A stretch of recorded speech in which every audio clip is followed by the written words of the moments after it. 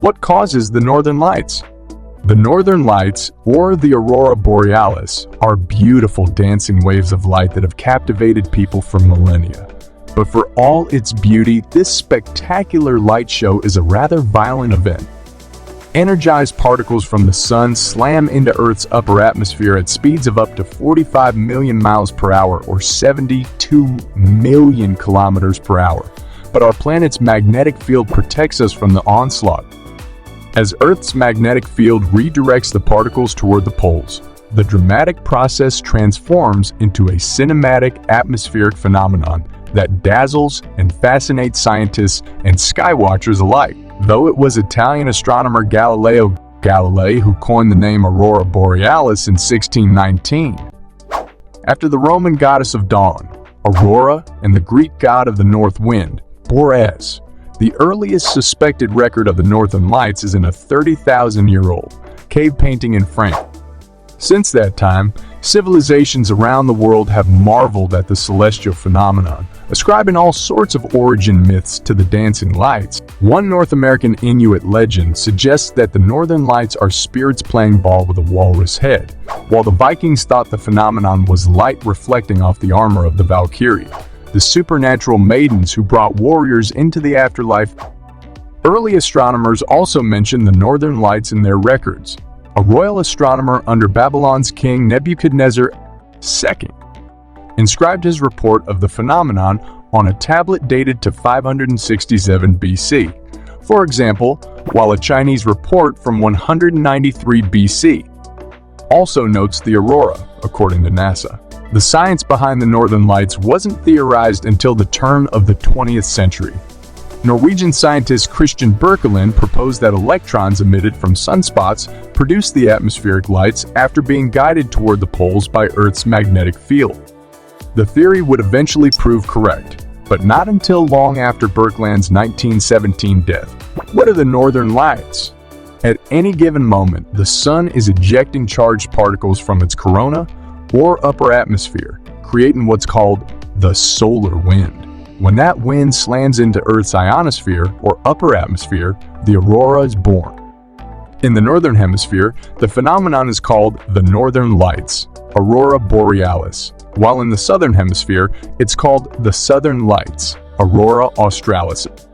These particles are deflected towards the poles of Earth by our planet's magnetic field and interact with our atmosphere, depositing energy and causing the atmosphere to flourish. The bright colors of the northern lights are dictated by the chemical composition of Earth's atmosphere. Every type of atom or molecule, whether it's atomic hydrogen or a molecule like carbon dioxide, absorbs and radiates its own unique set of colors, which is analogous to how every human being has a unique set of fingerprints. Some of the dominant colors seen in aurora are red, a hue produced by the nitrogen molecules, and green, which is produced by oxygen molecules. While solar wind is constant, the sun's emissions go through a roughly 11-year cycle of activity. Sometimes there's a lull, but other times there are vast storms that bombard Earth with extreme amounts of energy. This is when the northern lights are at their brightest and most frequent. The last solar maximum, or period of peak activity, occurred in 2014, according to the U.S. National Oceanic and Atmospheric Administration, NOAA, placing the next one in approximately 2020. Despite plenty of advances in heliophysics and atmospheric science, much about the northern lights remains a mystery. For example, researchers weren't entirely sure how the energized particles in the solar wind get accelerated to their extraordinary speeds, 45 million miles per hour, until June 2021, when a study published in the journal Nature Communications confirmed that a phenomenon called Alphen waves gave the particles a boost. Alphen waves are low-frequency yet powerful undulations that occur in plasma due to electromagnetic forces. The electrons that create the northern lights surf along these waves in Earth's atmosphere, accelerating rapidly. NASA is also on the hunt for clues about how the northern lights work. In 2018, the space agency launched the Parker Solar Probe, which is currently orbiting the Sun and will eventually get close enough to touch the corona. While there, the spacecraft will collect information that could reveal more about the northern lights. Northern lights, Southern Lights and Steve. On Earth, the Northern Lights counterpart in the Southern Hemisphere is the Southern Lights. They are physically the same and differ only in their location. As such, scientists expect them to occur simultaneously during a solar storm, but sometimes the onset of one lags behind the other. One of the more challenging aspects of night-side aurora involves the comparison of the aurora borealis with the aurora australis. While some auroral emissions occur in both hemispheres at the same magnetic local time, other emissions appear in opposing sectors in the two hemispheres at different times.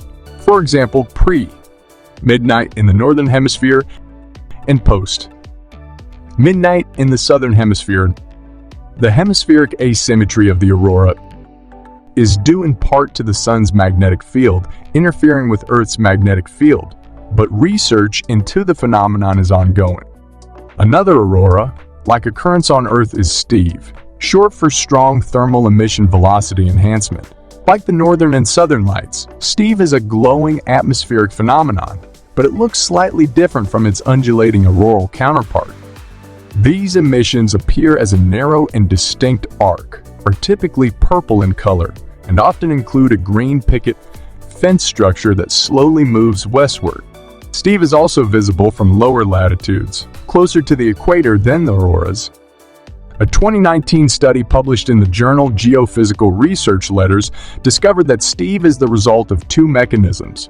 The mauve streaks are caused by the heating of charged particles in the upper atmosphere, while the picket fence structure results from electrons falling into the atmosphere. The latter process is the same driver of the aurora, making Steve a special kind of aurora hybrid. Auroras on other worlds. Auroras occur on other planets too. Auroras have been seen in the atmospheres of all the gas giant planets, which is not surprising since these planets all have robust magnetic fields. More surprisingly, auroras have also been discovered on both Venus and Mars, both of which have very weak magnetic fields. Indeed, scientists have cataloged 3 different types of Martian auroras. One occurs only on the planet's day side, another is a widespread nighttime feature fueled by strong solar storms, and another is a much patchier night-side phenomenon. Jupiter's magnetic field is 20,000 times stronger than that of Earth, so the giant planet's auroras are far brighter than the ones that blaze in our skies. And the Jupiter lights aren't just driven by the solar wind. Most of the particles that cause the planet's auroras are blasted into space by its close-orbiting moon Io, the most volcanic body in the solar system. Astronomers have even caught glimpses of apparent auroral activity in other solar systems. For example, 2 October 2020, one study reported the detection of radio waves emitted by multiple red dwarfs, stars smaller and dimmer than our own sun. These radio waves are likely associated with a sort of backward aurora, one that flares up near stars and is driven by particles released by close-orbiting planets, researchers said. Auroras are expected to be relatively common in the skies of exoplanets as well, but we'll have to get better looks at these faraway worlds to see their light shows directly. Where and when to see northern lights? Seeing the northern lights with your own eyes is a bucket list item for astronomy lovers and travelers alike. Fortunately, they occur frequently. The northern lights are happening 24 hours a day, 7 days a week, 365 days a year, said photographer Chad Blakely, owner of the Northern Lights tour company Lights Over Lapland. But that doesn't mean they're easy to spot. You need to be at the right place at the right time. The best place to see the northern lights is any destination in the auroral zone, the area within an approximately 1550-mile or 2,500 kilometers radius of the North Pole, according to the Tromsø Geophysical Observatory in Norway. That's where the aurora most frequently occurs, though the phenomenon can creep farther south during particularly strong solar storms.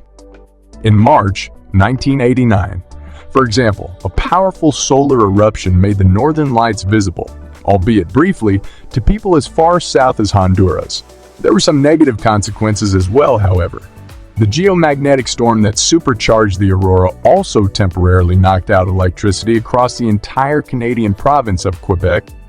Within the auroral zone, it's best to be as far away from city lights as possible to maximize visibility.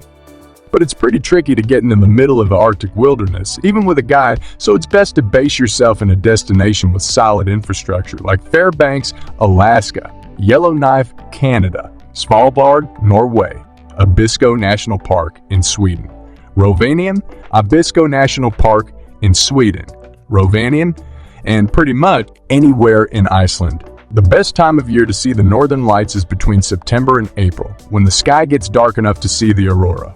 Far northern locales experience the midnight sun or 24 hours of daylight in the summer. The most action usually happens between 9 p.m. and 3 a.m.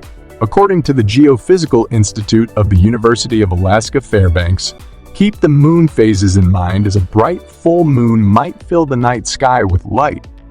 Check local weather forecasts as well, because you won't be able to spot the aurora through the clouds.